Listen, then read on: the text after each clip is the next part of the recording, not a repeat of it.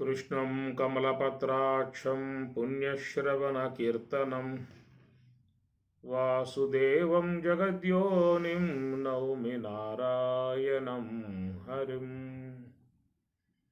శంకరం శంకరాచార్యం కేశవం బాదరాయణం సూత్రభాష్యకృతౌ వందే భగవంతౌ పునః పునః భగవంతౌ పునః పునః. హరలీలావతారాయ శంకరాయ పరౌజసే కైవల్యకలనాకల్పతరవే గురవే నమః. కాశీ పంచకము 5వ శ్లోకములో ప్రయాణం చేస్తూ ఉన్నాము. కాశీక్షేత్రం శరీరం త్రిభువన జననీ వ్యాపిని జ్ఞానగంగా భక్తి శ్రద్ధా గయేయం నిజ గురు శరణ ధ్యాన యోగ ప్రయాగ విశ్వేశోయం తురీయః సకల జన మనస్సాక్షి భూతోంతరాత్మా దేహే సర్వం మదీయే యది వసతి పునః తీర్థమన్యత్ కిమస్తి. విశ్వేశోయం తురీయః విశ్వేశః అయం తురీయః సకల జన మనస్సాక్షిభూత సకల జన మనః సాక్షిభూతః అంతరాత్మా. విశ్వేశః అయం తురీయః విశ్వేశః అని చెప్పనంటూ సకల జనానాం మనస్సాక్షి సకల జనానాం సమస్త జనులకు మనస్సాక్షిగా ఉన్నటువంటి భూత అంతరాత్మగా సర్వేశ్వరుడు సమస్త మానవులలో అంతరాత్మగా ఉన్నటువంటి సర్వేశ్వరుడు మనస్సాక్షి మనస్సుకు సాక్షిగా ఉన్నటువంటి విధానములో మనం ఈ మనస్సు గురించి గతంలో ప్రస్తావించుకుంటూ ఆ పూట ఏం చెప్పుకున్నాము అని చెప్పనంటే, మనస్సు అనేది ఎట్లా దాని నిర్మాణం అయ్యింది అన్న కోణంలో ప్రయాణం చేశాము.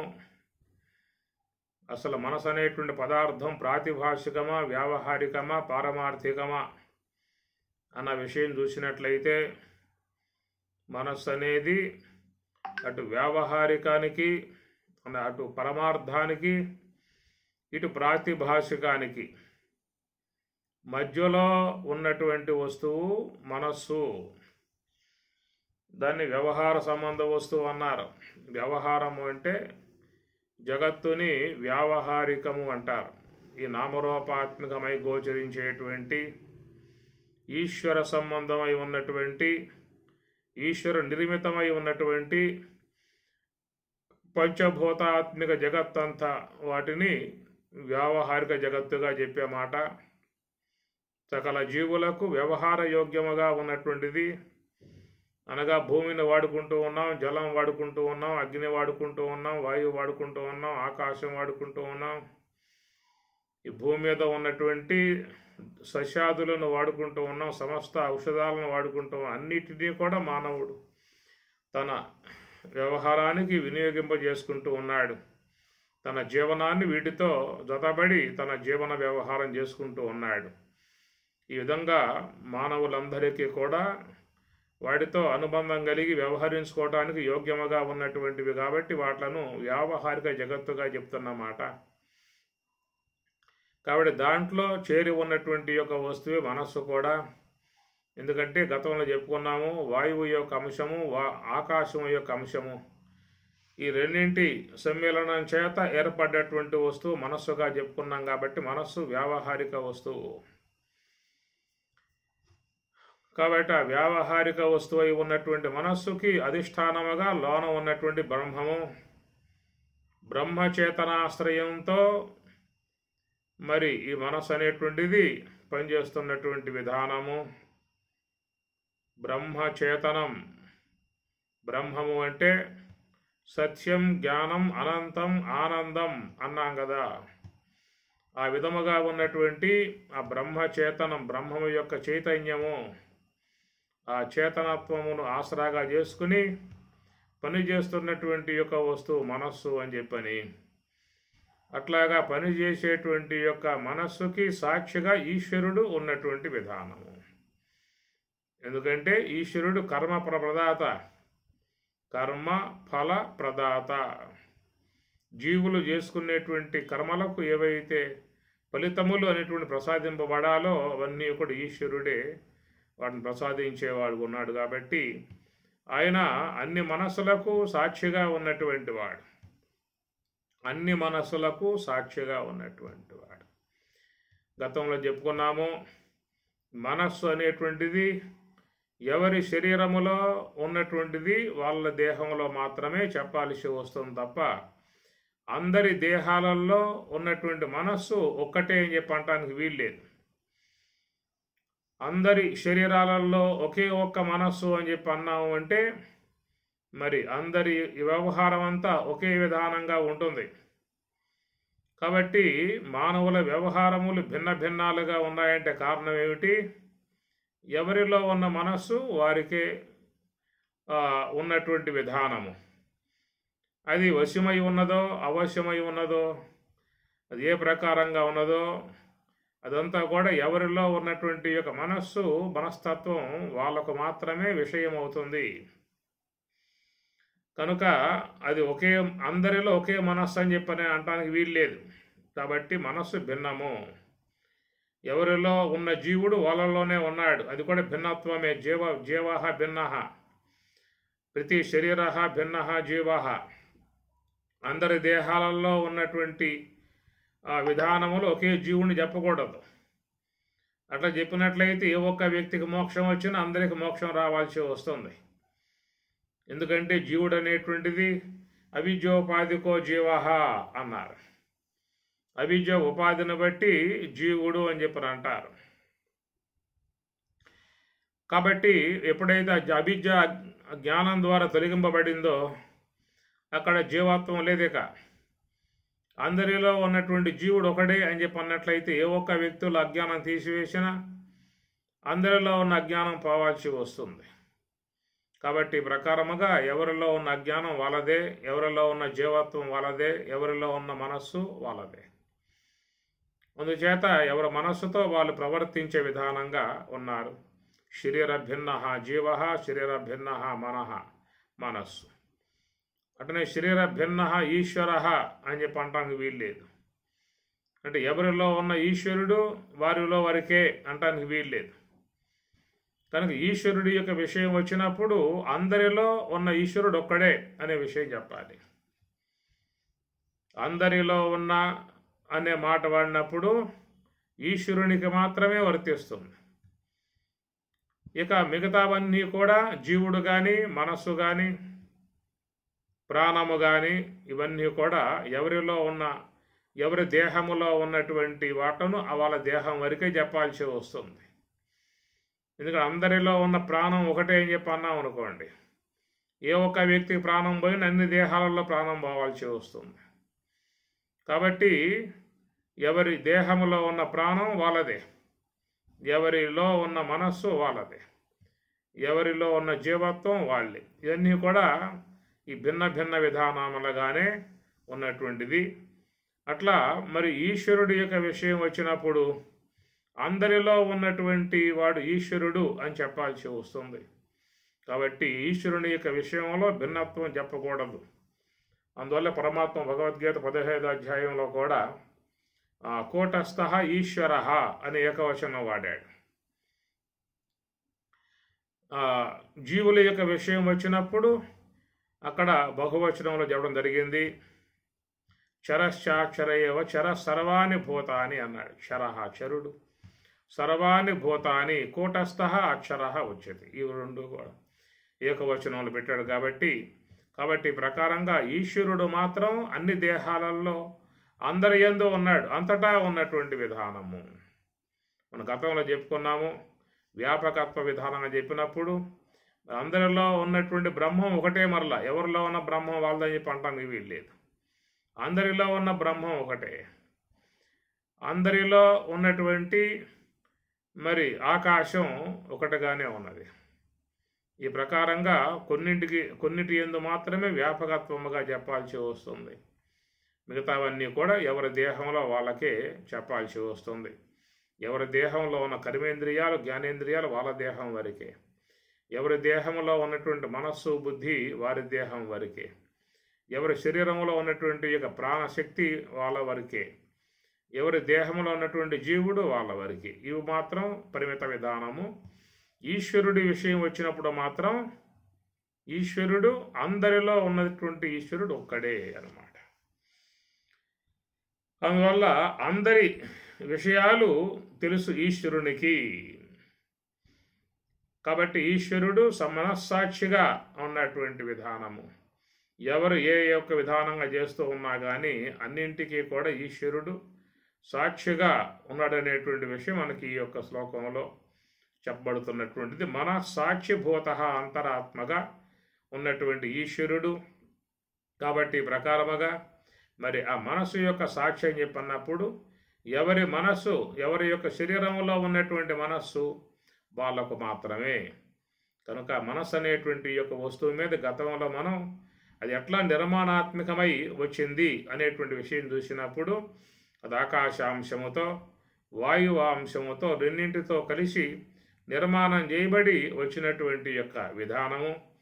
ఇదొక అత్యద్భుతమై ఉన్నటువంటి విధానం. అది ఈశ్వరునికి మాత్రమే సాధ్యమైనటువంటి విషయం తప్ప ఎవరో కూడా దానిని చేయగలిగేటువంటి విధానం ఎవరికి కూడా అలాంటిది లేదు. కాబట్టి ఈ మనస్సు అనబడేటువంటి యొక్క వస్తువు మరి ఆకాశాంశముతోనూ వాయువాంశముతోనూ చేయబడ్డటువంటిది. ఎందుకంటే కదలికలు అనేటువంటి యొక్క అంశం మానవుల వ్యవహారానికి దోహదపడేటువంటి అంశం ఇది. కదలికలు అనగా మనస్సులో చేరి ఉన్నటువంటి వాయు సంబంధమగు కదలికలు అనేటువంటివి మరి మానవుల వ్యవహారానికి వినియోగింపబడేటువంటి యొక్క అంశం అన్నమాట. గతంలో చెప్పుకున్నాము. ఆలోచనలు అనేటువంటివి లేకపోతే వ్యవహారం కుంటుపడుతుంది. ఆలోచనలు అనేటువంటివి ఉంటే పారమార్థిక విషయం కుంటుపడుతుంది అన్న విషయం.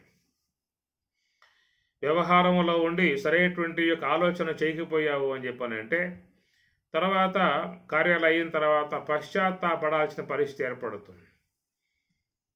అందుచేత మరి తన వ్యవహార విధానంలో మనసు అనేటువంటి దాంతో మంచిగా ఆలోచించుకోవాల్సి ఉంటుంది. మంచిగా ఆలోచించుకోవాలి, పరిమితంగా ఆలోచించుకోవాలి, హేతుబద్ధంగా ఆలోచించాలి. కాబట్టి 2-3 సార్లుగా ఆలోచన కూడా చూసుకోవాలి. వచ్చిన ఆలోచన ఎమ్మటి అమలు చేయకూడదు. కొద్దిసేపు సమయం గ్యాప్ ఇచ్చినట్లయితే మరలా ఆ విషయం ఆలోచన కూడా వడగట్టబడుతుంది, బాగా చెక్కబడుతుంది. ఆలోచనలో ఉన్నటువంటి పూర్వాపరాలు మళ్ళా విచారించుకునే విధానం ఉంటుంది. ఒక విషయం మనసుకు వచ్చినప్పుడు దాన్ని మరలా దాని విషయం మీద తర్కించుకుంటారు, విచారించుకుంటారు. ఇది చేయటం వల్ల ఏమన్నా ఇబ్బందులు ఉన్నాయా, ఏమైనా సమస్యలు ఉన్నాయా, మరో రకంగా ఏమన్నా వచ్చే అవకాశాలు ఉన్నాయా అనే విధానంగా ఆలోచన వల్ల బాగా పదును పడతారు. దాన్ని బాగా విచారించుకుంటారు. విచారించిన తర్వాత చివరికి దాన్ని నిర్ణయించుకుని ఆ కార్యం చేసే విధానం మనం లోకంలో చూస్తూ ఉంటాం. ఒకవేళ మనకు ఆలోచన సరైనటువంటిదిగా లేదనిపించినట్లయితే పక్క వాళ్ళతో కూడా సంప్రదించుకుంటాం. నాకు ఈ ఆలోచన వచ్చింది, దీన్ని అమలు చేద్దామని చెప్పి అనుకుంటూ ఉన్నాను, దీని విషయంలో మీ అభిప్రాయం ఏం చెబుతారు అని చెప్పని కూడా మనం సలహా తీసుకుంటూ ఉంటాం. దాని విషయం మీద వాళ్ళు కూడా ఆలోచించి దాని పూర్వాపరాలు గుర్తించి దానివల్ల వచ్చే సమస్యలు కానీ దానివల్ల వచ్చే ఇబ్బందులు కానీ ఏమున్నాయో అవి కూడా వాళ్ళు చెప్పడం జరుగుతూ ఉంటుంది. ఇట్లా వ్యవహార విధానం చూసినప్పుడు ఆలోచన అనేటువంటి దాన్ని బాగా మనం సానపడతాము, బాగా దాన్ని చక్కగా విచారించుకుంటాము. ఆ తర్వాతే కార్యాలు నిర్వర్తింపజేసుకునే విధానంగా చేసుకోవాల్సి వస్తుంది. అలాంటి విధానంగా చేయకుండా వచ్చిన ఆలోచన వచ్చినట్లుగా అమలు చేసినట్లయితే ఆ తర్వాత కాలంలో బాధపడాల్సిన పరిస్థితి కూడా ఏర్పడుతుంది. కాబట్టి వ్యవహారం అనేది పూర్తిగా ఆలోచనకు లోబడి ఉన్నటువంటి యొక్క అంశం. సరైనటువంటి యొక్క ఆలోచనతో ఉంటేనే ఆ యొక్క వ్యవహారం కూడా చక్కగా జీవితంలో మేలును చేసేదిగా, శుభాన్ని చేకూర్చేదిగా, ఎలాంటి యొక్క పశ్చాత్తాపాలకు కానీ, దుఃఖాలకు కానీ, బాధలకు కానీ గురి కానివ్వకుండా ఉండే విధానం ఉంటుంది. కనుక మనస్సుని అనాలోచితంగా ఆలోచన అనేటువంటి దాన్ని విచారించకుండా చేసినటువంటి విధానంలో చాలామంది ఆ కార్యం అయిపోయిన తర్వాత నేను తప్పుగా ఆలోచించాను, నేను సరైనటువంటి విధానంగా ఆలోచించలేదు, పెద్దల సలహా కూడా తీసుకోలేదు, అట్లాగే వచ్చిన ఆలోచన నేను జీవితంలో పాటించాను, దానివల్ల చాలా ఇప్పుడు ఇబ్బంది పడుతూ ఉన్నాను అనేది మన జీవితంలో మనం చూస్తూ ఉంటాం చాలామంది విషయాలలో. కాబట్టి ఈ ప్రకారం చూసినప్పుడు ఈ ఆలోచన అనేటువంటి యొక్క భాగం వ్యవహారంకి పూర్తిగా మరి లోబడి ఉన్న విధానం. ఎందుకంటే మనం వ్యవహారంతో సంబంధం పడి ఉన్నాం, పరమార్థంలో నడుస్తూ ఉన్న, పారమార్థికమును ఇష్టపడుతూ ఉన్న, పారమార్థికాన్ని మనం అపేక్షిస్తూ ఉన్నా, దాన్ని ఏదైనా కొంచెం అధ్యయనం చేసే విధానంగా ఉన్నా కానీ అది కొద్ది సమయం మాత్రమే. మనం చాలా సమయం వ్యవహారంతోనే గడుస్తూ ఉన్నది, వ్యవహారంతోనే మనం ముడిపడి ఉన్నాం, వ్యవహారంలో పూర్తిగా మునిగి ఉన్నాం. కాబట్టి పారమార్థికంలో మనం పూర్తిగా మునిగిలేమో, దాన్ని కేవలం సందర్భం అనుసరించి ఎప్పుడన్నా ఖాళీ ఉన్న సమయంలో తప్ప మిగతాదంతా కూడా వ్యవహారంతోనే ముడిపడి ఉన్నాం.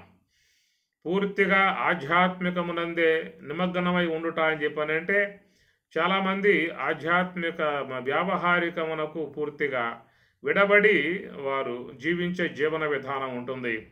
సాధువులుగా ఉన్నవాళ్ళు మరి కేవలం వాళ్ళ యొక్క వ్యవహారంతో సంబంధం లేకుండా ఒక ఆశ్రమ విధానములో ప్రశాంత జీవితం జీవించే విధానములో సమాజానికి దూరంగా వెళ్ళిపోయి ఏకాంతములో ఏదో లభ్యమైన దాంతో భుజించుకుంటూ జీవితాన్ని జీవించేటువంటి వారు పారమార్థికంలో పూర్తిగా నిమగ్నమై ఉన్నటువంటి వారి విషయం చూసినట్లయితే వాళ్ళు ఆ యొక్క మనస్సుతో ఎక్కువగా వ్యవహారం యొక్క సంబంధమై ఉన్న ఆలోచనలు చేసే అంత ఆవశ్యకత వాళ్ళకి ఉండదు. ఇట్లా సాధు మార్గంలో ప్రయాణం చేసేటువంటి వాళ్ళు వ్యవహారమునకు దూరంగా వెళ్ళిపోయారు. వాళ్ళేక మనం చూస్తూ ఉంటాం కదా, ఇప్పుడు ఋషికేశం పోయినా, హరిద్వారం పోయినా, ఉత్తరకాశీ కానీ ఇలాంటి ప్రదేశాలకు పోయినప్పుడు మరి ఆశ్రమాలలో చాలామంది నివసిస్తూ ఉంటారు. వాళ్ళు చక్కగా రూమ్ తీసుకుని అడే ఉన్నటువంటి దాన్ని సాత్విక ఆహారం తీసుకుంటూ వాళ్ళ రూముల్లో వాళ్ళు ఉంటూ ఏదో నిరంతరంగా జపమో ధ్యానమో చేసుకుంటూ ఇక వాళ్ళు పారమార్థికమునకు పూర్తిగా అంకితమై ఉన్నటువంటి వాళ్ళు ఉన్నారు. చాలా ఆశ్రమాల లోకంలో ఉన్నాయి. చాలామంది ఈ విధముగా మా తాత్విక మార్గముగా ఉన్నవాళ్ళు ఉన్నారు. కాబట్టి వాళ్ళకి వ్యవహారముతో అంతగా సంబంధం అనేటువంటిది ఉండదు. కనుక వారు ఆ మనస్సు యొక్క ఆలోచన అనే దాని మీద ఎక్కువ దృష్టి పెట్టాల్సినటువంటి యొక్క పని కూడా వాళ్ళకి ఉండదు. ఎక్కువగా ఇక నిరంతరంగా నివృత్తి మార్గం వైపుకి, శ్వాస గమనములో నివృత్తి మార్గం వైపుకి, ధ్యానములో జపములో ఉండిపోతూ అట్లాగా పారమార్థికంగా వాళ్ళ జీవితాలు నడుస్తూ ఉంటాయి. కాబట్టి వారికి ఆలోచనతో ఎక్కువగా పని ఉండదు. ఆలోచన రహితముగా అనగా పారమార్థికాన్ని పూర్తిగా అపేక్షించారు కాబట్టి ఆలోచన రహితముగానే వాళ్ళు వాళ్ళ జీవన విధానం నడిపే విధానం ఉంటుంది. అయితే మనం అంత లెక్క ప్రయాణం చేసిన విధానం కాదు. అలాగా చూసినట్లయితే మనం వారిలో ఏమాత్రం కూడా ఆ వైపుకి మనం లేవు. మనం వ్యవహారంతో పూర్తిగా మమేకమై ఉన్నాం, సంసారాదులతో పూర్తిగా మమేకమై ఉన్నాం. ఇంకా కుటుంబంలో ఉన్నటువంటి యొక్క సభ్యులు, బిడ్డలు కానీ, కొడుకులు, కోడళ్ళు, ఇలా ఉన్నట్టు పరివారం, స్నేహితులు, బంధువులు, ఇరుగు పొరుగు, వ్యాపారము, ఇలాంటివన్నిటితో కూడా పూర్తిగా మరి వాటితో నిమగ్నమై ఉన్నాం. కాబట్టి సాధువుల్లాగా ఆశ్రమంలో జీవించే సాధువుల్లాగా మనం ఉండాలని చెప్పి అన్నా కూడా అక్కడ కుదిరే వ్యవహారం కాదు. సంసార జీవన వ్యవహారం మనం ఆ వైపుకి లాగి తీసుకుపోయే విధానమే కనబడుతూ ఉంటుంది. పరిస్థితులు కూడా అట్లాగే ఉంటాయి. మరి వ్యవహారం కూడా జటిలంగానే ఉండే విధానం కాబట్టి మరి అక్కడ మరి మనస్సు యొక్క కదిలిక అనగా ఏ యొక్క వాయువాంశముగా చెప్పామో ఆ కదిలిక అనేటువంటి యొక్క అంశాన్ని ఈ వ్యవహారంలో ఉన్నటువంటి వారు పూర్తిగా వాడుకోవటం జరుగుతున్నది. ఇవన్నీ కూడా మనం కొంచెం మనస్సుతో గమనించినట్లయితే దృష్టికి వచ్చే అవకాశం ఏర్పడుతుంది. అందుచేత మనస్సులో ఒక వాయువాంశం చెప్పుకున్నాం కదా, ఆ కదలికలుగా ఉన్నటువంటి యొక్క అంశాన్ని చాలా వరకు మనం వ్యవహారంలో ఉన్నటువంటి వారమై ఆ భాగాన్నే మనం వాడుకుంటూ ఉన్నాము. కనుక కదలిక అనేటువంటి యొక్క అంశము వాయువు ద్వారా ఏర్పడేటువంటి యొక్క అంశము. ఇప్పుడు బుద్ధి అనేది తీసుకోండి, ఆ బుద్ధి అనేది ఎక్కువగా ఏంటంటే అది అగ్ని అంశతో చేరి ఉన్నటువంటి యొక్క ఆకాశాంశం. కాబట్టి దాని యొక్క ఆవశ్యకత అనేటువంటిది చాలా ఫైనల్గా వచ్చే అంశము. చాలా వరకు మనం మనస్సు కాడే ఎక్కువగా నిలబడి ఆలోచన భాగాలను ఎక్కువగా చేసే విధానము. సంకల్ప మానసం కర్మ అని కూడా అమరకోశము. మనస్సు యొక్క పని ఏమిటని చెప్పనంటే సంకల్పాలు చేయటం అని చెప్పేసి అని. అందువల్ల సంకల్పం బంధం అనేటువంటి మాట వాడుతున్నాము అని చెప్పనంటే అది పారమార్థిక అంశం కాడ వచ్చినటువంటి విధానము.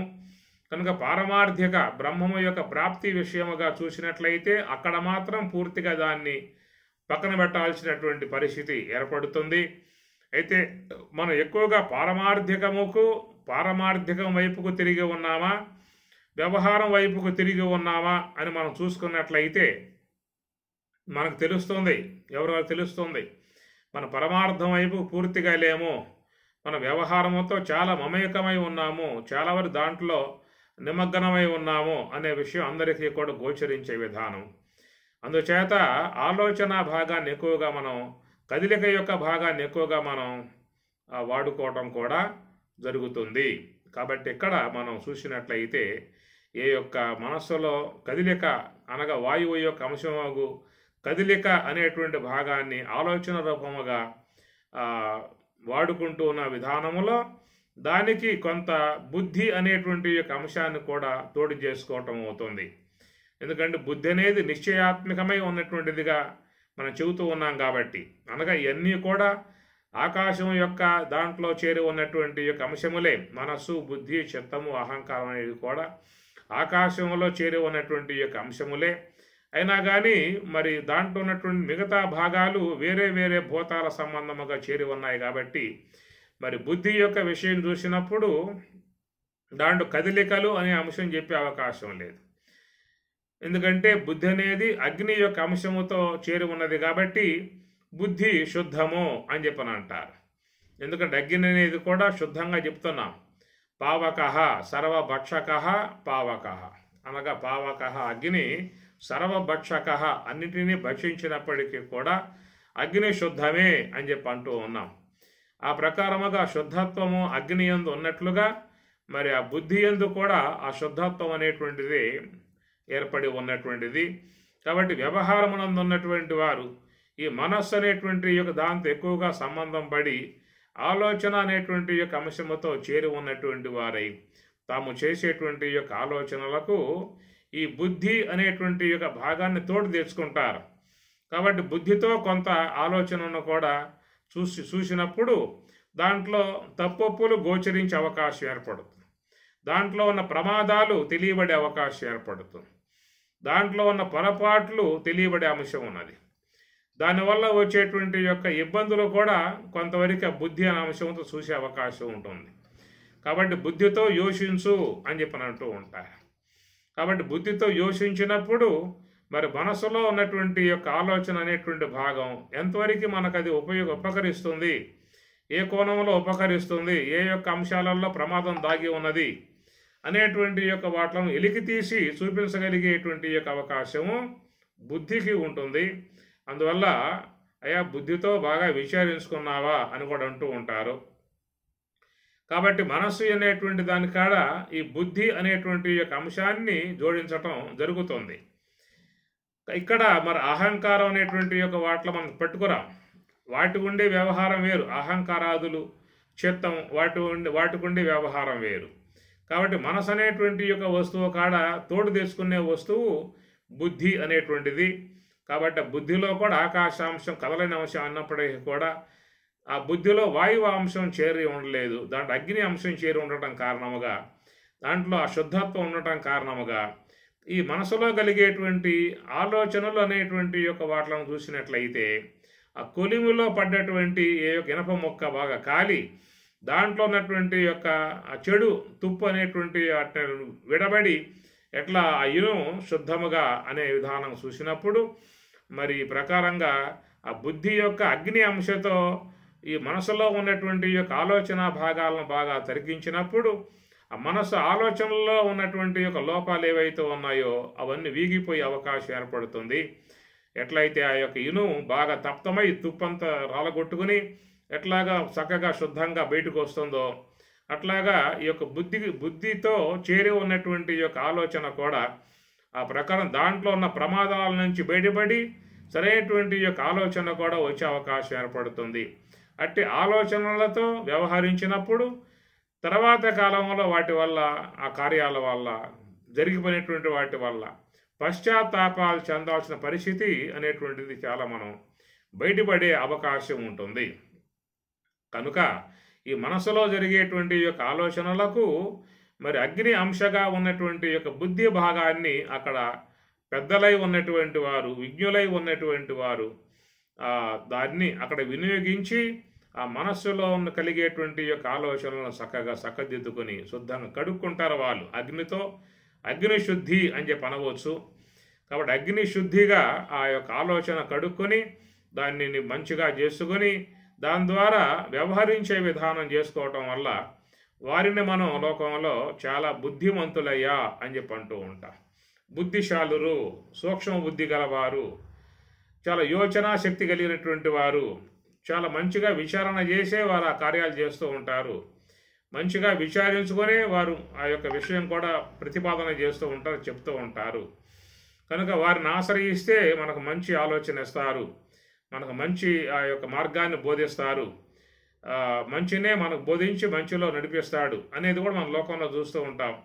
అలాంటి పెద్దలై ఉన్నటువంటి వారు, విజ్ఞత కలిగి ఉన్నటువంటి వారు, బుద్ధితో యోచించేటువంటి వారు, సూక్ష్మముగా ఆలోచించేటువంటి వారు, అలాంటి వాళ్ళని సాధారణంగా మరి సామాన్య మానవులు ఆశ్రయించి వారి సలహాలు కూడా తీసుకునే విధానం చేస్తూ ఉంటారు.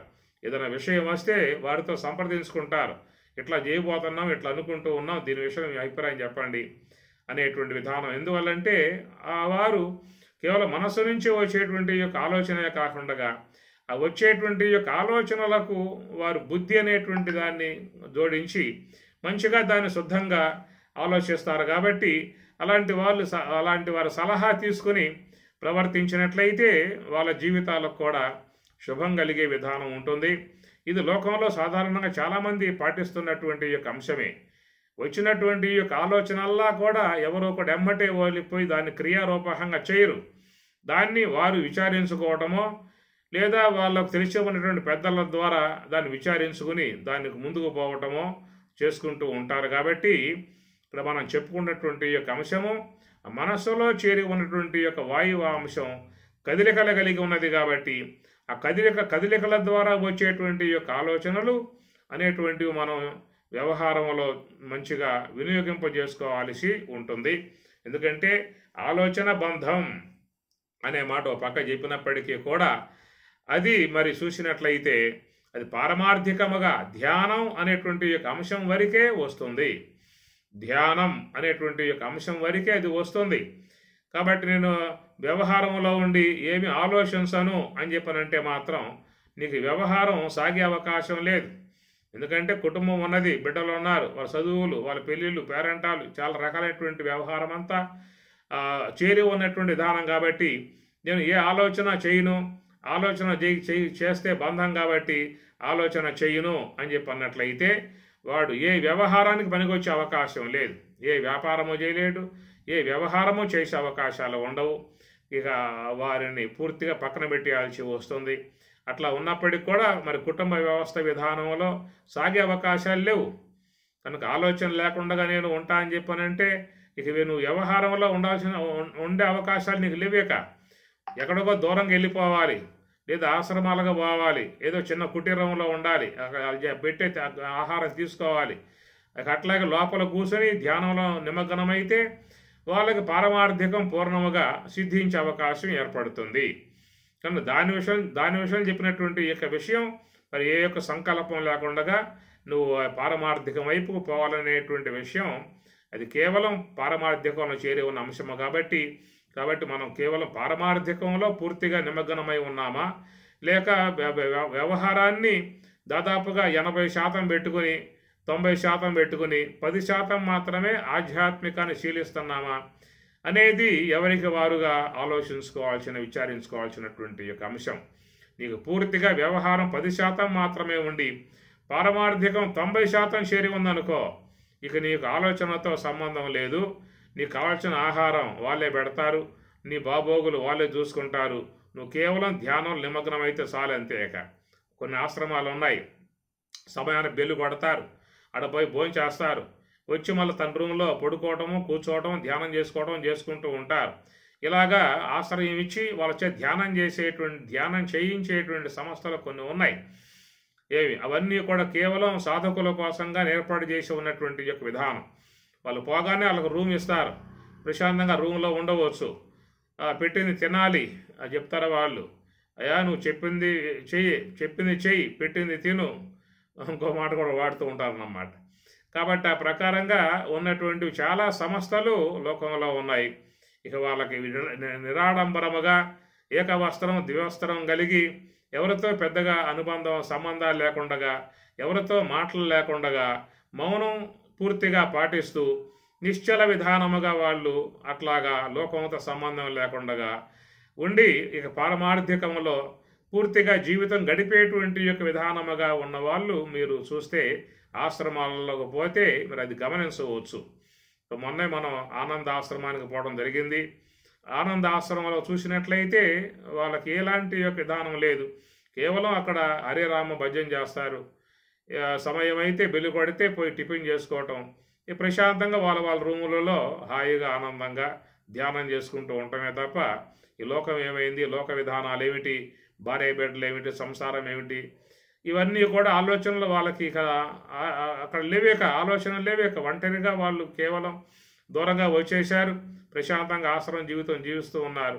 కనుక వాళ్ళకి ఎక్కువగా ఆలోచనలు రావాల్సినటువంటి అవసరం లేదు, దీని గురించి ఎక్కువగా ఆలోచించాల్సిన అవసరం కూడా వాళ్ళకి లేదు.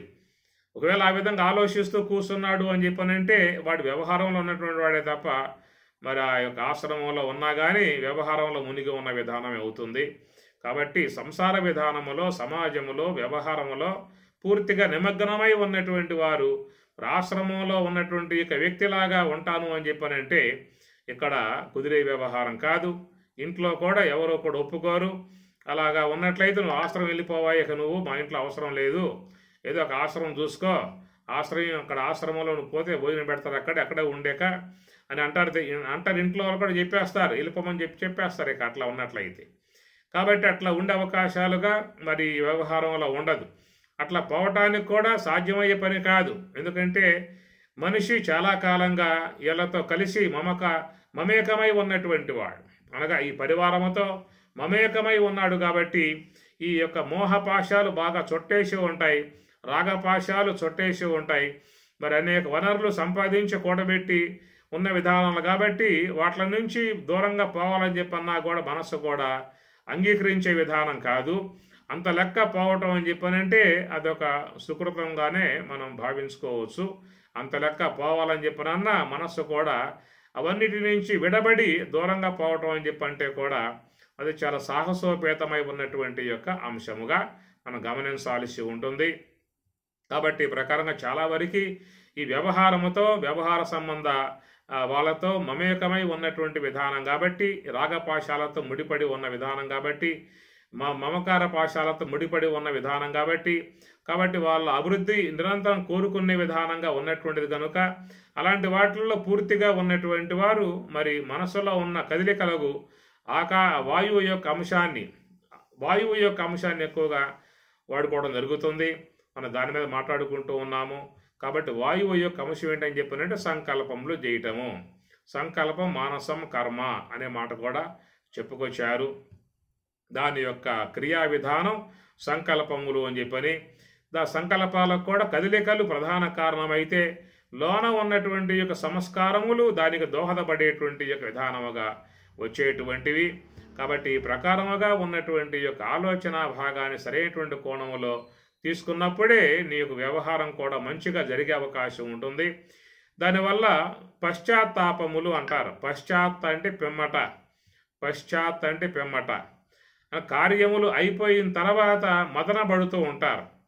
ఆ మదనపడేటువంటి విధానాన్నే పశ్చాత్తాపము అని చెప్పని అంటారు. అలాంటివి ఎందుకు వస్తున్నాయి అని చెప్పనంటే, మరి మనసు అనేటువంటి యొక్క వస్తువులో ఉన్నటువంటి ఆలోచనలతో ముడిపడి ఉన్నటువంటి యొక్క వ్యవహారము. కనుక ఆలోచన సరిగ్గా లేకపోయిందా అని చెప్పనంటే వ్యవహారం కూడా కుంటుపడుతుంది. ఆ కుంటుపడిన వ్యవహారాన్ని చూసినప్పుడు మరి నిరంతరంగా మనసులో బాధపడే పరిస్థితి కూడా ఏర్పడుతుంది. కాబట్టి ప్రకారముగా ఆ మనస్సులో ఉన్నటువంటి యొక్క వాయువు అంశము కదలికలు కలిగి ఉన్నటువంటి యొక్క అంశము, దాన్ని మనం చక్కగా అధ్యయనం చేసినట్లయితే, దాన్ని వాడుకునే విధానంగా నేర్పరితనంగా వాడుకున్నట్లయితే మనం చాలా వరకు సమస్య నుంచి బయటపడతాము. కాబట్టి ప్రకారముగా ఆలోచన చేసే విధానం కూడా ఎంతవరకు చేయాలో, ఏ మేరకు చేయాలో, ఎంతవరకు సరిపోతుందనేది కూడా సాధకులై ఉన్నటువంటి వారు కొలతమానముగా చూసుకుంటారు. ఎవరైతే పూర్ణముగా సాధన మార్గాల్లో ఉంటూ, వ్యవహారములందు ఉంటూనే, కుటుంబమునందు ఉంటూనే, భార్య బిడ్డలతో ఉంటూనే, కాబట్టి ఆధ్యాత్మికాన్ని శీలించేటువంటి వారు మనసులో కలిగేటువంటి యొక్క ఆలోచనలో కూడా పరిమితం చేసుకుని ఎంతవరకు ఆలోచనలు చేయాలో అంతవరకు చేసుకుంటూ, మిగతా సమయంలో వారు దానిని ధ్యానం కోసంగా వినియోగింపజేసుకునే విధానం ఉంటుంది. కాబట్టి వ్యవహారానికి ఎంతవరకు ఉండాలో అంతవరకు ఉంటూ మిగిలిన జీవితాన్ని పారమార్థికం వైపుకి కూడా పెట్టుకొని లోకంలో జీవించేటువంటి మహానుభావులు కూడా ఉన్నారు. ఇది కూడా చాలా వరకు మంచి విధానము. అలాంటి అవగాహన ఉన్నటువంటి వారు మాత్రమే మనసులో ఉన్నటువంటి యొక్క ఆ వాయువు యొక్క అంశముకు కదిలిక భాగాన్ని మనం ఎంతవరకు దాన్ని వినియోగించుకోవాలనేటువంటి విషయం కూడా ఒక పారమార్థిక కోణములో పారమార్థికం వైపుకి ప్రయాణం చేస్తూ జీవించేటువంటి వారు దాని విషయంలో కొంత చక్కటి దృక్పథం కలిగి ఉంటారు. కేవలం ఆధ్యాత్మిక విధానం లేకుండగా, తాత్విక చింతన లేకుండగా, ఈ జపము ధ్యానం లేకుండగా కేవలం వ్యవహారానికి మాత్రమే నిమగ్నమై ఉన్నటువంటి వారు లోకంలో 100కి 80% పైగా చెప్పుకోవాల్సి వస్తుంది. ఇది కూడా గమనించాల్సిన అంశము. ఏ కొద్ది మంది మాత్రమో వ్యవహారమునందు ఉంటూనే అటు పారమార్థికమును శీలించేటువంటి వారు ధ్యానము, జపము, తాత్విక చింతన అనేటువంటి యొక్క దృక్పథం కలిగి ఉన్నటువంటి వారు ఈ జన సమూహములో చూసినట్లయితే ఒక 20% వరకు మాత్రం మనం చూసే అవకాశం ఉంటుంది. చాలా వరకు అందరూ కూడా వ్యవహారంతోనే పూర్తిగా నిమగ్నమై దాంట్లోనే జీవితాన్ని కొనసాగించుకుంటూ పోతూ ఉంటారు. వాళ్ళు కేవలం మనసులో చేరి ఉన్నటువంటి యొక్క ఆ కదలిక సంబంధముకు వాయు భాగం వైపే వాళ్ళు పోవటమే తప్ప ఇంకా దాని గురించి పెద్దగా వాళ్ళు ఆ యొక్క ఆధ్యాత్మిక కోణం లేదు. కాబట్టి మరొక అంశముగా వారు జీవితాన్ని జీవించే విధానం లేదిక. ఏదన్నా వాళ్ళు గురువు అని చెప్పని, గురుతత్వం అని చెప్పని, భగవద్గీత, ఉపనిషత్తులు ఇలాంటి వాటిని అధ్యయనం చేస్తూ, మహాత్ములతో సాంగత్యం చేస్తూ, వాళ్ళ సత్సంగాలను పాల్గొంటూ, వాళ్ళు చెప్పేటువంటి మాటలు అధ్యయనం చేస్తూ, వారు చెప్పే సాధనలు కొనసాగిస్తూ ఉండేటువంటి వారు మాత్రమే ఒక పక్క వ్యవహారమునందు కలిగి ఉన్నప్పటికీ కూడా మరొక పక్క వాళ్ళ యొక్క జీవన విధానాన్ని పారమార్థికం వైపు కూడా వాళ్ళు తిరిగి వాళ్ళ జీవన విధానం చేసుకునే విధానం కనపడుతూ ఉంటుంది. ఇలాంటి ఆధ్యాత్మిక సంబంధమై ఉన్నటువంటి యొక్క ఆసక్తి లేనటువంటి వారు, పరిచయం లేనటువంటి వారు, దాని వైపుకే లేనటువంటి వారు కేవలం తన మనసుని ఆలోచన సంబంధముగానే పూర్తిగా సంసారాదులకే నిమగ్నం చేసి నిరంతరంగా వాళ్ళకి వ్యవహారం యొక్క అభివృద్ధి, తన యొక్క వనరులు పెంచుకోవటం అనే కోణమునందే ఆ మనసు అనేటువంటిది ఆలోచన భాగం కలిగి పోతూ ఉంటుంది. ఇలాగా పూర్తిగా వ్యవహారానికి పూర్తిగా అంకితం అయిపోయి వ్యవహారమే వాళ్ళ జీవన విధానముగా ఉన్నటువంటి వారు ఆ యొక్క ఆలోచన విధానాలలో ఇంకా కొంచెం చూసినట్లయితే ఈ రజోగుణముతో చేరి ఉన్న ఆలోచనలు కానీ, తమోగుణ సంబంధమై ఉన్నటువంటి ఆలోచనలు కానీ ఇవి కూడా వాళ్ళు ఆశ్రయించే విధానం ఉంటుంది. ఎందుకంటే పారమార్థికత లేదు కాబట్టి, తాత్విక సంబంధమై ఉన్నటువంటి దృక్పథం లేదు కనుక వాళ్ళు కేవలం తాత్విక సంబంధము, ఆధ్యాత్మ సంబంధం కలిగి ఉన్నటువంటి వారు ఈ ఆలోచనలు అనబడేటువంటి వాట్లను సాత్విక కోణం వైపుకి ఎక్కువగా వాళ్ళు దాని వరకు పరిమితమై ఉంటారు.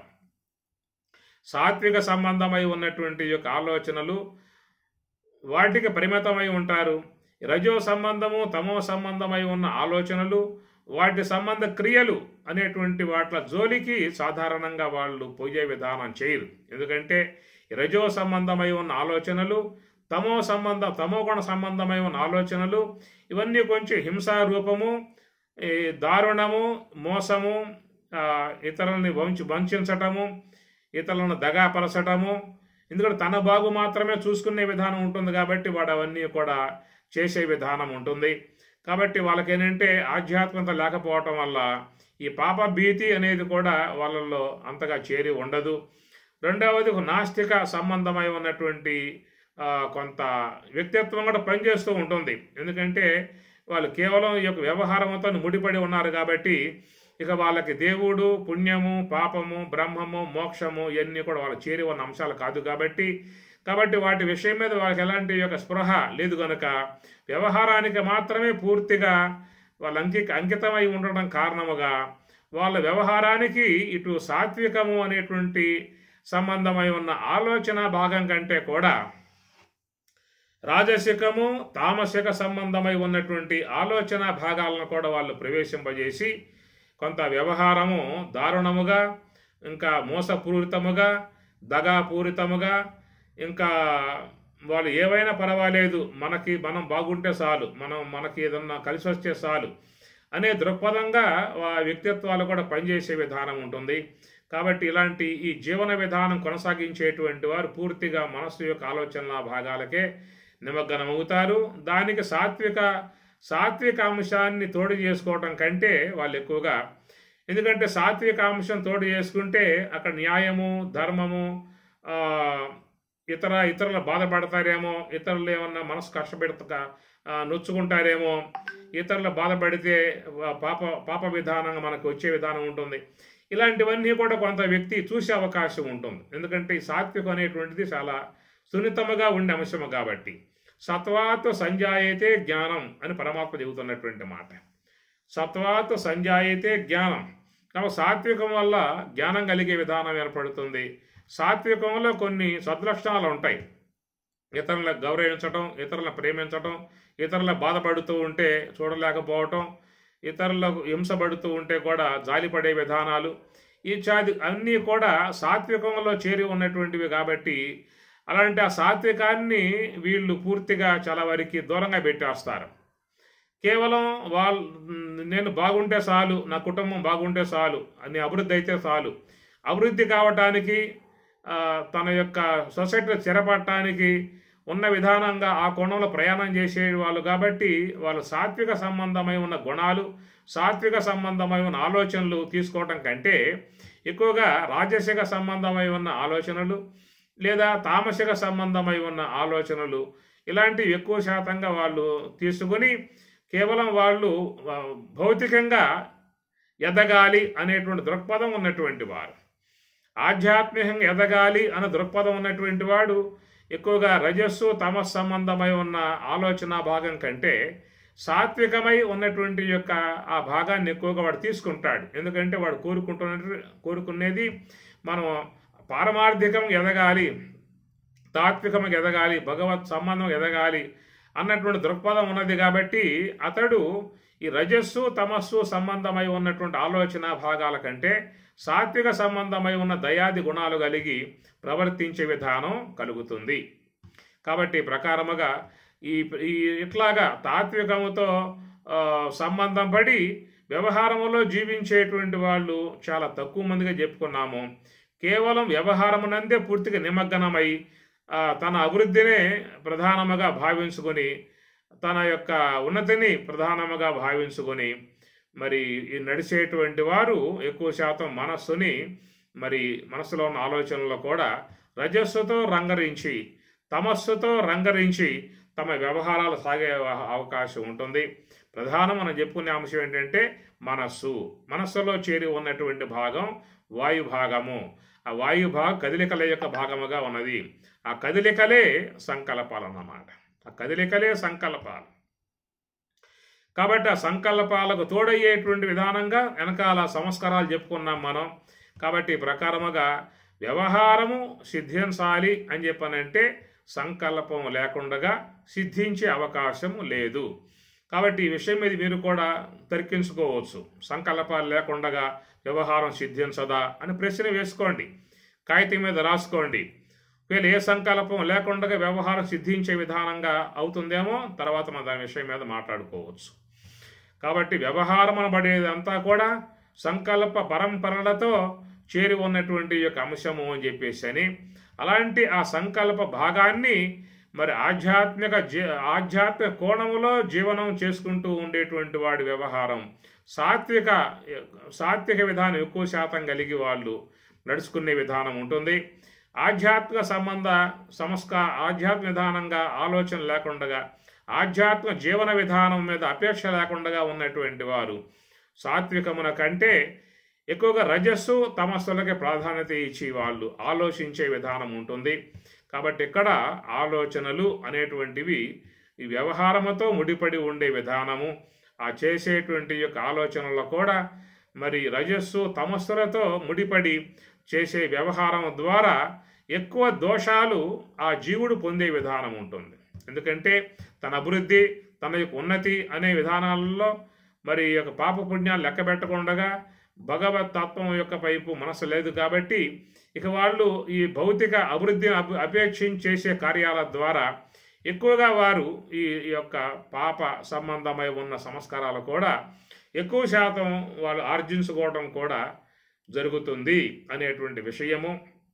కాబట్టి ఇక్కడ మనస్సు కలిగి ఉన్నటువంటి వారు మనస్సుతో ఆలోచనలు చేసే విధానముగా ఉన్నాం. కాబట్టి ఆ జరిగేటువంటి యొక్క ఆలోచనలు అనేటువంటి వాటి మీద దృష్టి పెట్టి అవి ఎంతవరకు ఆలోచన అవసరమో అనేది కూడా సాధకులై ఉన్నటువంటి వాళ్ళు చూసుకోవాల్సినటువంటి యొక్క అంశము.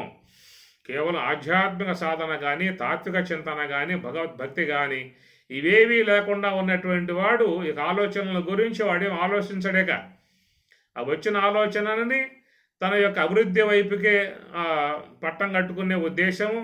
అట్టి ఆలోచన తమస్సుతో రజస్సులతో కూడా మిళితమై వాడు చేసే కార్యాల వల్ల ఎంతోమంది సఫర్ అవుతారు, ఎంతోమంది నలిగిపోతారు, ఎంతోమంది బాధకు గురవుతారు, ఎంతోమంది మోసానికి గురవుతారు. ఎన్నో జరుగుతున్నాయి లోకంలో.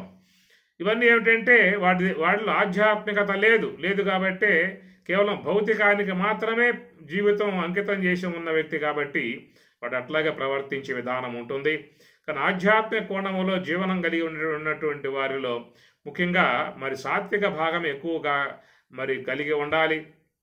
కలిగి ఉన్నప్పుడు సాత్వికంగా ఆలోచనలు చేసినప్పుడు, తత్సంబంధ ఆలోచన విధానంగా జీవనం చేసినప్పుడు దాని ద్వారా వచ్చేటువంటి దోషాలు కూడా తక్కువ శాతంగా ఉంటాయి. వ్యవహారము అనబడేదంతా కూడా దోషపూరితమే అని చెప్పి అన్నారు.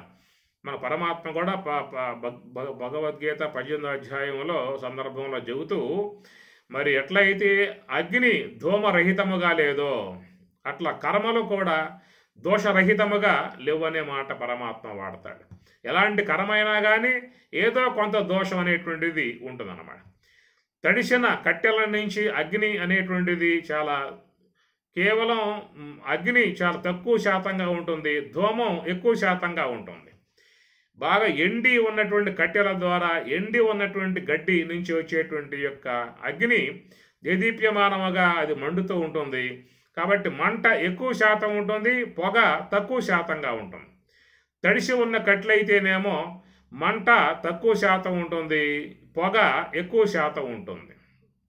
అట్లాగా ఎవరి యొక్క వ్యవహారములో వాళ్ళకు యొక్క తాత్విక విధానముగా ఉంటారో, తాత్విక చింతన కలిగి ఉంటారు, భగవద్భక్తి కలిగి ఉంటారు, అలాగా ఉన్నటువంటి వారిలో ఉన్నటువంటి ఆలోచన భాగము ఎట్లయితే ఆ వెండి కట్టెల నుంచి వచ్చినటువంటి అగ్ని ఎక్కువ శాతంగా ఉండి పొగ తక్కువ శాతంగా ఉంటుందో అట్లాగా వాళ్ళకు వచ్చేటువంటి దోషాలు కూడా తక్కువ శాతంగా ఉంటాయి. కార్యములు మాత్రం చాలా మెరుగ్గా ఉండే విధానం ఏర్పడుతుంది. అదే తాత్విక చింతన, భగవద్భక్తి, విచారణ, ధ్యానము, జపము, దైవభక్తి ఇవేవి లేకుండా ఉన్నటువంటి వాళ్ళ విధానములో తడిసిన కట్టెల నుంచి వచ్చేటువంటి యొక్క ఎట్లయితే ధూమం అధిక శాతముగా మిక్కుటముగా వెలువడుతుందో అట్లాగా వారు ఈ దోషాలను కూడా అధిక శాతంలో సంపాదించుకోవటం అనేటువంటిదే జరుగుతుంది. కాబట్టి ఈ విషయాలు ఎవరికి వారు కొంత విచారించుకోవాల్సి ఉంటుంది. అంటే మీరు కొంతవరకు నేను మీకు ఒక ఆలోచన అవగాహన అంశాన్ని ఇస్తూ ఉన్నాను. దానిని ఆసరాగా చేసుకుని మీరు కూడా కొంత ఆలోచన చేసుకున్నట్లయితే కూడా మరి మన యొక్క జీవన విధానంలో ఎంతవరకు మనం ఆ మనసు యొక్క కోణములో మన జీవనం సాగుతూ ఉన్నది, ఏ మేరకు మన యొక్క ఆలోచన విధానం మరి సాత్వికం వైపుకు సాగుతూ ఉన్నదా, సాత్విక సంబంధమై ఉన్న ఆలోచన భాగం వైపుకి మనం సాగుతూ ఉన్నామా, లేక రజస్సు తమస్సు యొక్క సంబంధమైన ఆలోచన భాగం వైపు సాగుతున్నాం అనేది కూడా ఎవరికి వాళ్ళు చూసుకున్నట్లయితే ఎవరి జీవితాన్ని వాళ్ళు సకదిద్దుకునే అవకాశం ఏర్పడుతుంది. ఎందుకంటే మనసు అనేటువంటి యొక్క వస్తువు కాడే మనకి మహాత్ములు ప్రధానముగా చెబుతున్నటువంటి యొక్క అంశము. ఏ గ్రంథం అని తీసుకోండి గాక, మరి ఏ గ్రంథం తీసుకున్నా కానీ అన్నీ కూడా చాలా వరకు మనసు అనేటువంటి యొక్క దానికాడే తమ యొక్క ప్రబోధములు కొనసాగిస్తూ ఉన్నాయి. కాబట్టి ఈ ప్రకారముగా ఆ మనసు అనేటువంటి యొక్క వస్తువు కాడే నీకు బంధము కానీ మోక్షము కానీ అక్కడే ఉన్నాయి. కాబట్టి ఇవి ఎక్కడో లోకములో ఉన్నటువంటివి కావు, అది నీ లోపల నీ మనస్సు కాడే చేరి ఉన్న విధానం. కాబట్టి మరి సంకల్పం బంధం, నిస్సంకల్పం మోక్షం అనేటువంటి మాట ప్రధానముగా చెబుతున్నటువంటి యొక్క అంశము.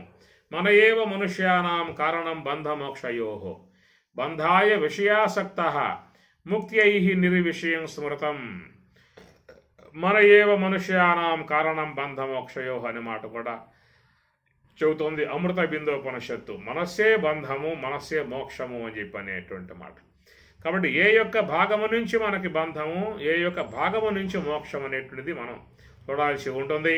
కాబట్టి సంకల్పం బంధం, నిస్సంకల్పం మోక్షం అనే మాట వాడినప్పుడు సంకల్పం పూర్తిగా ఆపేసి మనం ఉండే విధానం ఉంటుందా, వ్యవహారంలో ఉండే విధానం ఉంటుందా, సంసారంలో నిలబడే అవకాశం ఉంటుందా అని చెప్పనంటే మాత్రం అందరూ కూడా దీన్ని అంగీకరించే విషయం కాదు. సంకల్ప వ్యవహారం లేకుండా సంసార జీవనంలో వ్యవహార జీవనంలో కొనసాగించుకునే అవకాశాలు లేవని చెప్పని మరి ఈ ప్రకారముగా ఉన్నప్పుడు సంకల్పం లేకుండా వ్యవహారం జరిగే అవకాశంగా లేదని చెప్పి అన్నప్పుడు మరి ఆ సంకల్పాన్ని సరిదిద్దుకునేటువంటి విధానం ఎవరికి వారు గమనించుకోవాల్సిన విధానము. కాబట్టి నాకు వచ్చే సంకల్పములు నాకు అపరిమితముగా వస్తూ ఉన్నాయా, పరిమితంగా వస్తూ ఉన్నాయా, నాకు ఈ విధముగా వచ్చే సంకల్పాలన్నీ నాకు అవసరం అవుతాయా అనే విధానముగా ఏ వ్యర్థ సంకల్పాలు వస్తూ ఉన్నాయో అలాంటి వాటిలను కూడా ఆపివేసుకునే ప్రయత్నం సాధకుడే ఉన్నవాడు చేసుకుంటాడు. ఇది గమనించాల్సిన అంశము. దాని మీద అంత దృష్టి పెట్టకుండా ఉన్నటువంటి వాళ్ళు లోకంలో ఉన్నారు. ఆధ్యాత్మిక వైపుకు తిరిగి ఉంటారు, ఆధ్యాత్మికాన్ని శీలిస్తూ ఉన్నటువంటి వాళ్ళుగా ఉంటారు. కానీ వాళ్ళు అంతగా దాని మీద దృష్టి సారించరు. ఆ మనస్సుకు వచ్చే ఆలోచనలు కానీ, మనస్సుకు వచ్చేటువంటి యొక్క పోకడలు కానీ, మనస్సుకు వచ్చేటువంటి విపరీతాలు కానీ ఓ పక్క అవి పోతూ ఉన్న అపరిమితముగా పోతున్న విధానంగా అవి పోతానే ఉంటాయి. కానీ ఆధ్యాత్మిక కోణంలో మాత్రం ఉన్నామనేటువంటిది మాత్రం కనపడతా ఉంటుంది. అంతవరకే ఆధ్యాత్మికంలో ఉన్నాము అనేది దృష్టికి గోచరించే అంశమే తప్ప ఆధ్యాత్మికము వైపున ఆధ్యాత్మిక పక్షాన ఎంతవరకు జీవిస్తున్నాము అని ప్రశ్న వేసుకుంటే కూడా అక్కడ చాలా వరకు వీగిపోయే విధానమే కనపడుతూ ఉంటుంది. ఎందుకంటే మనం సరైనటువంటి అవగాహన లేని కారణంగా అదొక లాంఛనప్రాయంగా అని చెప్పవచ్చు, లేదా అలంకారప్రాయముగా అని చెప్పుకోవచ్చు. అలంకారప్రాయముగా ఉండే విధానమే తప్ప మనసును మాత్రం మనకి స్ఫూర్తిగా మన స్వాధీనం చేసుకున్నామా, మన యొక్క వశం చేసుకున్నామా, మన అధ్యయనంలో ఉన్నదా, పరిమితంగా ఉందా, పరిమితంగానే ఆలోచిస్తూ ఉన్నదా, మనకు వచ్చే ఆలోచనలు న్యాయబద్ధంగా అనగా బంధరహితముగా ఉన్నాయా, ఇతరులకు హాని లేకుండా వచ్చే ఆలోచనలుగా ఉన్నాయా అనేటువంటిది కూడా ఎప్పటికప్పుడు మరి కొంత ఆధ్యాత్మికతను శీలించే విధానములో వాట్లను వడగట్టుకునే విధానం ఉంటుంది. ఆలోచన భాగాన్ని వడగట్టుకునే విధానము, లేదా ఆలోచన భాగాన్ని చక్కగా అందముగా వాట్లను చెక్కి శుద్ధముగా శిల్పముల్లాగా చేసుకుని వాట్లను వ్యవహరించుకునే విధానము అని చెప్పని ఆ విధముగా ఉన్నప్పుడే తన జీవన విధానం తనకి బాగా ఉంటుంది, పక్క వాళ్ళకు కూడా సంతోషాన్ని కలగజేసేదిగా ఉంటుంది. ఎందుకంటే సమస్త వ్యవహారాలకి మనస్సు అనేటువంటి వస్తువే కేంద్ర బిందువు. మనస్సు అనేటువంటి యొక్క వస్తువే కేంద్ర బిందువు. సకల జన మనస్సాక్షి భూత అంతరాత్మ అని చెప్పి అన్న విషయంలో సకల జన మనః సర్వసాక్షి. పరమేశ్వరుడు ఉన్నాడు, వెనకాల ఉన్నాడు, ఆయన చూస్తూ ఉన్నాడు. కాబట్టి ఆ అంశం వేరు. వచ్చే వాటికి కర్మ ఫలితాలుగా ఇచ్చేటువంటి విధానం ఆయన ఉన్నాడు. కానీ ఇక్కడ మన కర్మ ఫలితాలకి మనం చూసుకున్న విధానం చూసినట్లయితే మనం ప్రత్యక్షంగా ఉన్నాం ఎక్కడ? ఆయన పరోక్షంగా ఉన్నాడు. వెనకాల సర్వేశ్వరుడు పరోక్షముగా సకల జన మనస్సాక్షి భూత అంతరాత్మ అనే మాట అది పరోక్షములో చేరి ఉన్న అంశము. దాని విషయంలో నమ్మిక కలిగిన వాళ్ళు ఉన్నారు, నమ్మకం లేని వాళ్ళు ఉన్నారు. ఆ విషయంలో నమ్మకం కలిగిన వాళ్ళు ఉన్నారు, నమ్మకం లేని వాళ్ళు ఉన్నారు. కానీ ప్రత్యక్షంగా చూసినట్లయితే ఇక్కడ అందరూ కూడా మనసు అనేటువంటి భాగం దగ్గర ఉన్నారు కాబట్టి దాని ద్వారా వచ్చే సమస్యలకు గురవుతూ ఉన్నారు కాబట్టి ఆ మనసు అనేటువంటి యొక్క భాగం కాడ ఎవరికి వాళ్ళు కొంత గమనిక కలిగి ఉండగలిగితే తాము జీవించాలి అనుకున్నటువంటి యొక్క ఆధ్యాత్మికాన్ని చక్కదిద్దుకునే అవకాశం ఏర్పడుతుంది. అక్కడ ఉండగలిగితే, అక్కడ చూడగలిగితే. కాబట్టి ఆధ్యాత్మికం కేవలం మనలో ఒక లాంఛనప్రాయంగా ఉన్నదా, అది ఒక శోభాయమానముగా ఉన్నదా, అలంకారప్రాయముగా ఉన్నదా అనే విషయం మనకు స్పష్టముగా తెలియబడే అవకాశం ఏర్పడుతుంది. మన మనస్సు కాడ ఉండి కొంత గనక యోచించగలిగితే, విచారించగలిగితే. కాబట్టి ప్రకారముగా అలాంటి యొక్క యోచన, అలాంటి విచారణ కలిగి ఉన్నటువంటి వాడు ఎప్పటికి కూడా జాగ్రత్త పడతాడు. ప్రతి సమయాన్ని ఆయన వాడుకుంటూ ఉంటాడు. తన ఆధ్యాత్మికానికి వాడుకుంటాడు. మనసుకు అర్పించాడు. తనకు లభ్యమైనటువంటి యొక్క సమయాన్ని ఎక్కువగా అతడు పారమార్థికం యొక్క దానికే వినియోగించుకుంటాడు. వ్యవహారానికి దానిని ముడిపెట్టే విధానం ఉండదు. వ్యవహారానికి ఎంతవరకు ఇవ్వాలో అంతవరకు ఇస్తాడు. మిగతా భాగాన్ని ఆధ్యాత్మికం యొక్క అంశాలకే కేటాయిస్తూ ఉంటాడు. ఇది కొంత మనస్సు కాడ ఉండి అవగాహన కలిగి ఉన్న వ్యక్తి చాలా జాగ్రత్త పడే అవకాశం ఉంటుంది. కాబట్టి ఆ సమయాన్ని కూడా ఇతర ఇంద్రియాలకు కూడా పంచడు.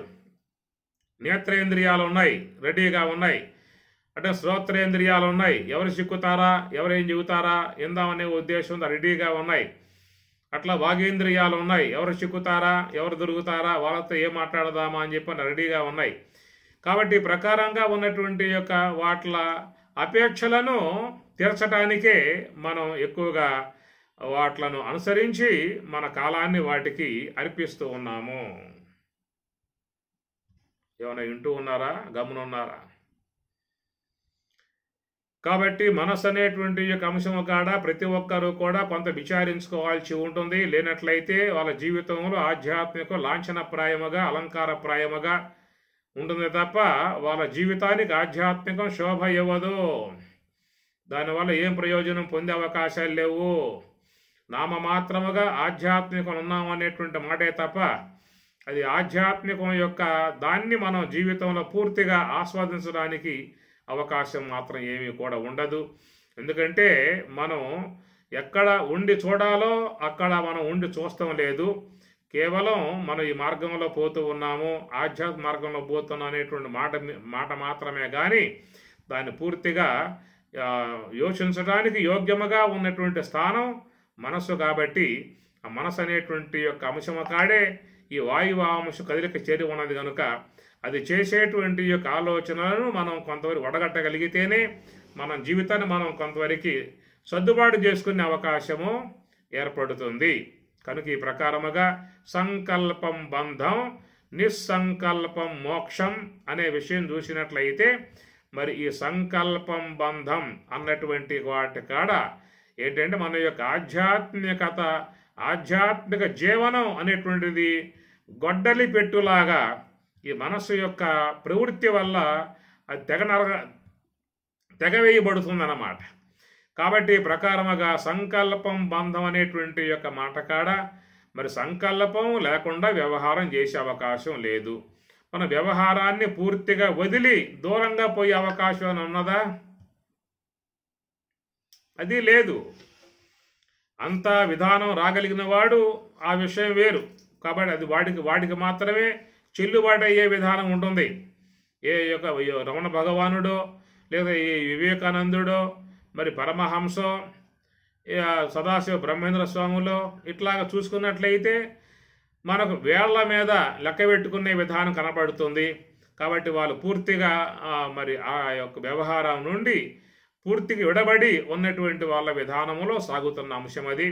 కాబట్టి ఆ కోణంలో మనం లేము కాబట్టి వ్యవహారంతో ముడిపడి ఉన్నాం కాబట్టి మరి సంకల్పం బంధం అనేటువంటి విషయం కాడ చూసినట్లయితే మరి మనసు యొక్క అంశాన్ని మనం కొంత గమనించాలి.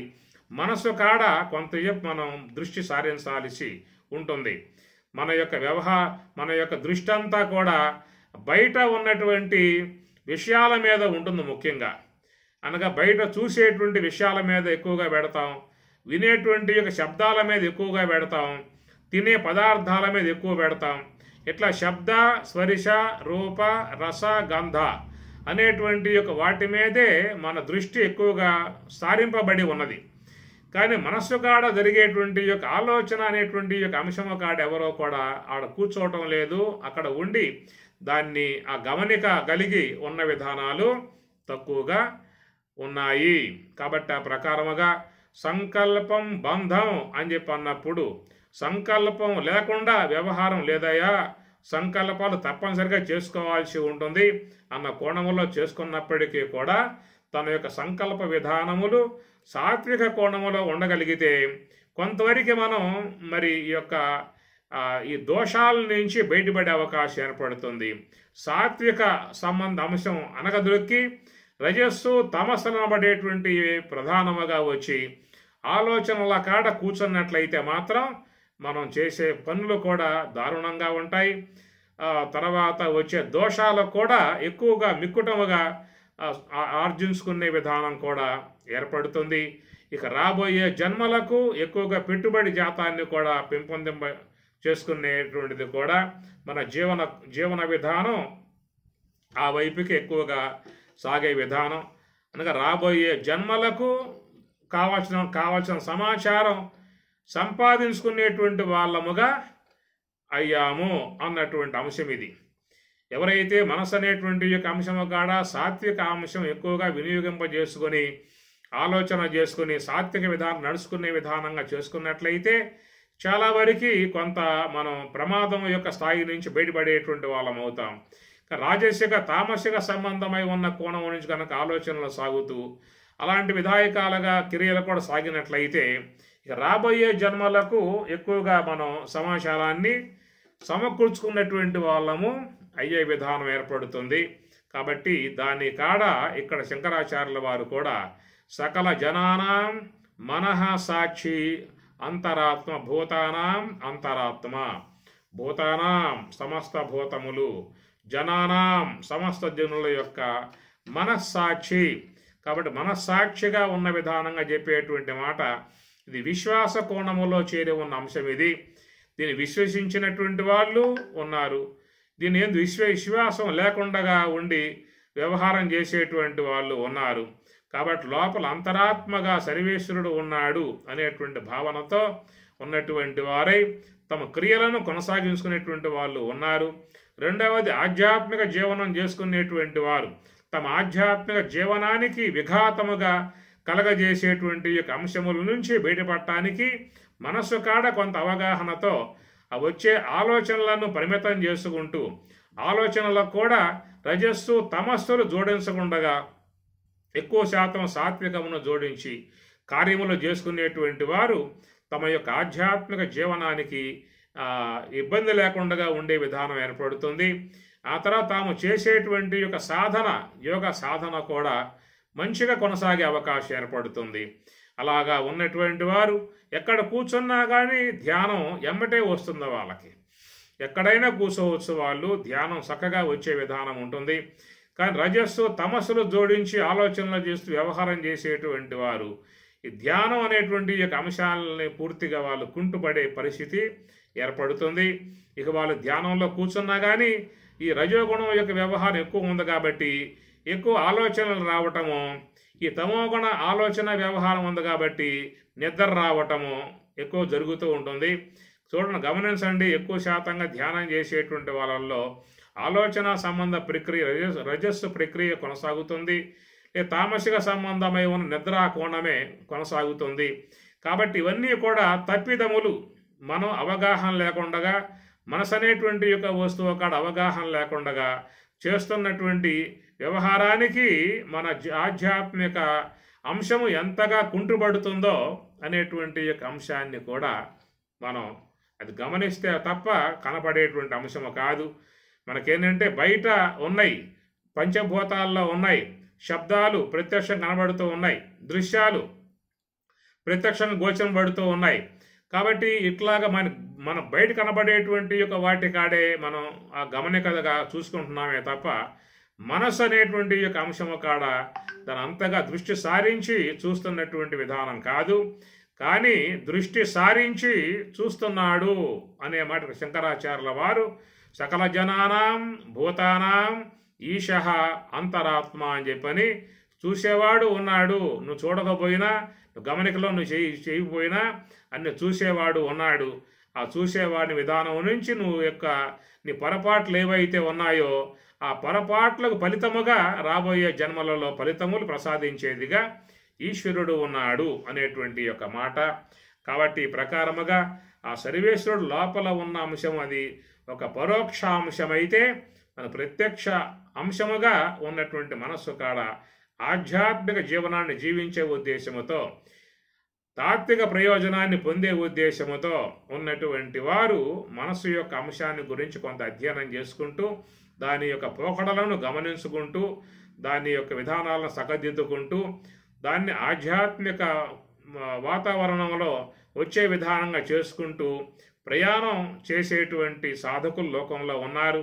గమనికతో జీవనం చేసేవాళ్ళు ఉన్నారు. గమనికతో తన యొక్క ఆధ్యాత్మిక నడవడిక చేసుకునేటువంటి వాళ్ళు ఉన్నారు. ఎప్పటికప్పుడు చూసుకుని అడుగులు వేసుకుంటూ తాత్విక మార్గంలో పోయేటువంటి వారు చక్కగా మంచి జీవన విధానం, మంచి ఆ యొక్క సుఖ విధానము, పారమార్థిక కృపా విధానం అన్నీ కూడా పొందే విధానం ఏర్పడుతుంది. దీన్ని అందరూ కూడా కొంతవరకు ఆలోచన అనగా మంచి విచారణ చేసుకుని దాన్ని ఆధ్యాత్మిక విధాన కోణంలో ప్రయాణం చేయాల్సి ఉంటుంది అని తెలియజేసుకుంటూ, ఓం సహనావవతు సహనౌ భునక్తు సహ వీర్యం కరవావహై తేజస్వినావధీతమస్తు మా విద్విషావహై. ఓం శాంతి శాంతి శాంతి. హరి ఓం తత్సతు. శ్రీ గురుభ్యో నమః. హరి ఓం.